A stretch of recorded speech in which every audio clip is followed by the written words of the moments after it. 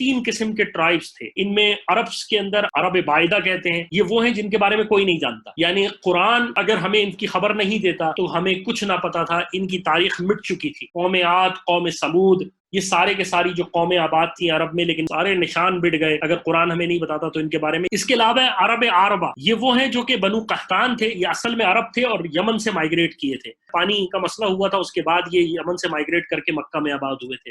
اور تیسرے عرب وہ ہیں جو کہ ہیں عرب مستعربہ. یہ وہ ہیں جو کہ سیدنا اسماعیل علیہ الصلوۃ والسلام کے خاندان سے ہیں، یعنی کہ اسماعیل علیہ الصلوۃ والسلام جب مکے میں آ کے آباد ہوئے اور یہ یمن کی قوم عرب عربہ یعنی قحطان یہ آ کے آباد ہوئے مکے میں پانی کی وجہ سے، تو حضرت اسماعیل علیہ الصلوۃ والسلام نے انہی کیا نکاح کیا اور اس کے بعد ان کی اولادیں پیدا ہوئیں، وہ عرب مستعربہ کہلاتی ہیں. یہ وہ سارے کے سارے قبائل ہیں جو کہ عرب میں مختلف تھے. قحطان ہیں، عتیبہ ہیں، مطیر ہیں، پھر شمر ہیں، زفیر ہیں.